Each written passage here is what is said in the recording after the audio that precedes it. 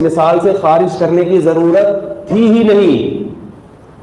کیا مطلب کہ جب اللہ نے یہ کہا کہ تم بھی اور تمہارے معبود بھی جہنم میں جاؤ گے، تو اس معبود سے وہ معبود خود بخود خارج ہیں جن کا جنتی ہونا یقینی ہے، ان کو الگ سے بیان کر کے خارج کرنے کی ضرورت بولتے کیوں نہیں یار نہیں ہے۔ یہ تو کامن سینس کی بات ہے کہ وہ خود بخود اس میں داخل نہیں ہے،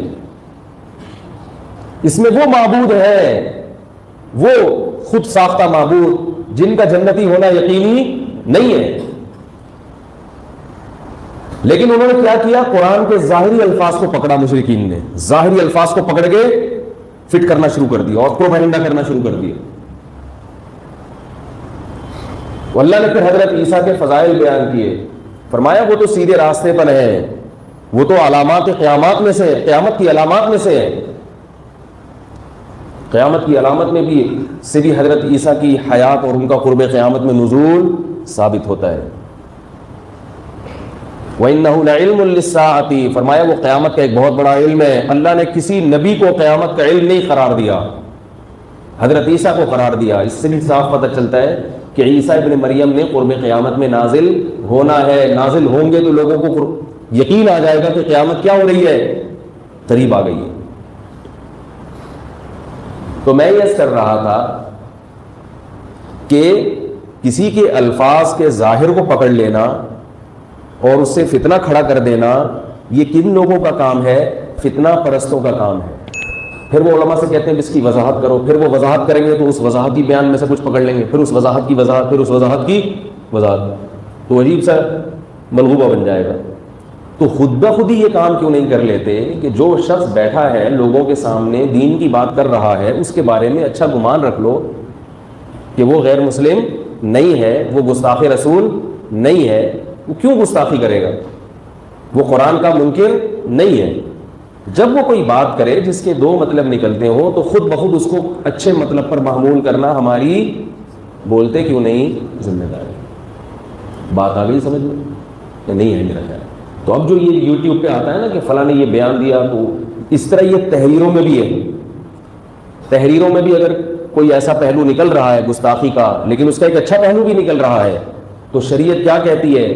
اس کو گستاخی پر محمول کرنے کے بجائے صحیح معامل تلاش کیا جائے، اچھا معامل تلاش کیا جائے گا، اس کا اچھے یعنی لفظوں میں یاد کیا جائے گا اس کو۔ اس کی مثال ایسے ہے، دیکھو کوئی شخص یہ بیان کرے، میرے پاس تو زیادہ تر لوگ مولانا طارق جمیل صاحب کے کلپ بھیجتے ہیں، انہوں نے یوں کہا، کیونکہ مشہور وہ ہیں زیادہ، ان کی تقریریں زیادہ مشہور ہیں۔ انہوں نے بیان میں یہ کہا کہ اللہ نے جنازہ پڑھایا نبی صلی اللہ علیہ وسلم کا، تو یہ تو گستاخی ہو گئی۔ میں نے کہا اس میں گستاخی کیا ہو گئی بھائی؟ ہاں یہ الگ بات ہے کہ یہ حدیث سند کے لحاظ سے بہت کمزور ہے، اتنی کمزور روایت ہے، یہ تاریخی واقعہ، کوئی روایت بھی ایسی نہیں ہے، تو میں اس واقعے کو درست نہیں مانتا۔ یہ جو اللہ کا نے جنازہ پڑھایا، اس میں اختلاف رائے ہو سکتا ہے، ایک عالم کی یہ رائے ہو سکتی ہے کہ کوئی بھی تاریخی روایت ہے تو اس سے کوئی فقہی مسئلہ اگر ثابت نہیں ہو رہا تو اس کو بیان کرنے میں کوئی حرج نہیں ہے، ان سے کوئی حلال و حرام کا مسئلہ ثابت نہیں ہوا۔ دوسرے مولوی صاحب کی یہ رائے ہو سکتی ہے کہ نہیں بھائی اس قسم کی چیزوں میں روایت ذرا ٹھیک ہے، بہت زیادہ صحیح روایت نہ ہو لیکن بہت کمزور بھی نہ ہو، یہ اختلاف رائے ہو سکتا ہے۔ لیکن اس میں گستاخی کا پہلو نکالنا یہ زیادتی ہے بھائی۔ گستاخی تو جب ہوتی جب کوئی کہتا معاذ اللہ نقل کفر، اللہ کا جنازہ معاذ اللہ پڑھا گیا، نقل کفر، کفر نباشت، معاذ اللہ، اس میں گستاخی کہاں سے نکلا ہے؟ اس طرح کی چیزیں تو حدیث میں بھی ہیں۔